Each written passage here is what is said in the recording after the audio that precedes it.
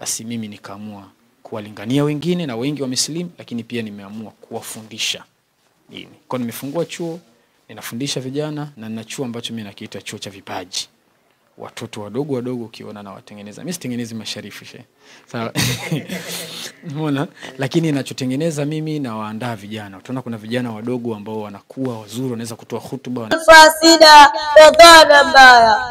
Qala al-Imam al-Ghazali, Imam al-Ghazali anasema kuhusu nafsi iliyofabisha maovu. Jihadun nafsi 4 maratiba. Jihadi ya nafsi imegawanyika katika ngazi 4. Ya kwanza, antujahada ala taallumi alhuda, ni kuipigania nafsi yako juu ya uongofu. Naweza kuzungumza na wafundisha masomo mbalimbali, ingawa tunapitia changamoto nyingi kwa sababu sina eneo rasmi la kufundishia.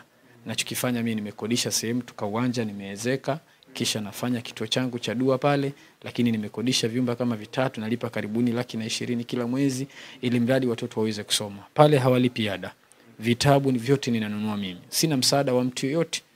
Kuna Waislamu wachache ambao huwa wanachangia kwenye kodi, lakini sina msaada ule permanent kwamba kuna mtu ambaye anadhamini yale mambo. Kwa moja ya changamoto nilizokuwa nazo bana, najaribu natamani sana kupigania Uislamu kwa kuwafundisha watu wengine, kwa kunyanyua vipaji vya watoto ili wasije, kwa sababu mimi nilikuwa ninatengenezwa kuwa mtu mwingine tofauti. Sasa hapa ni watengeneze watoto wawe ni mashekhi.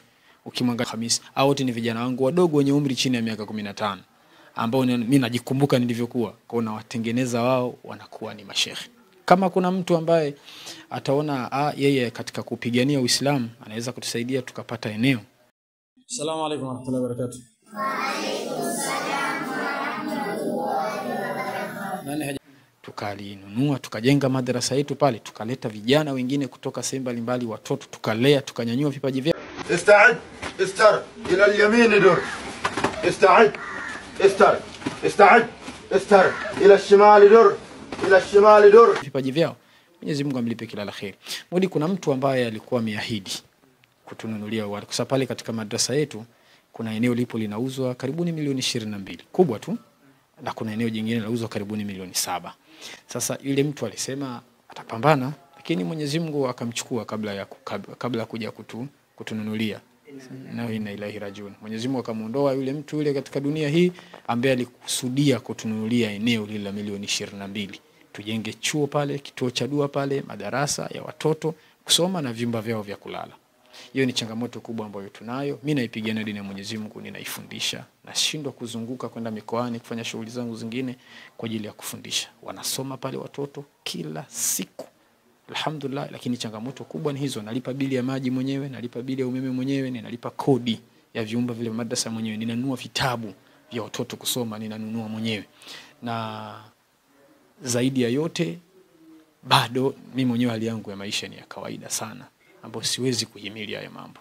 Mimi napatikana Mlandizi hapa. Ukifika Mlandizi, kata ya Mtongani. Ni hapa mjini Mlandizi, kata ya Mtongani, na unaweza kuonyesha picha na videos. Ipo hapa, majlisi iko hapa. Mtu sio lazima akanitumia pesa. Anaweza akatoka mwenyewe akaja, akaona kisha akaamua kufanya kile ambacho anakiweza, lakini ni hapa Mlandizi. Kisha fika tu hapa, hata akifika msikiti mkubwa akakutana na watu pale akauliza kwa Sheikh Hudi ni wapi, au akatumia namba za simu kunipigia, akafika. Anaweza kufika ofisini, darasani, akakutana na wanafunzi, akawaona, akaona kila kitu ambacho kinaendelea hapa darasani.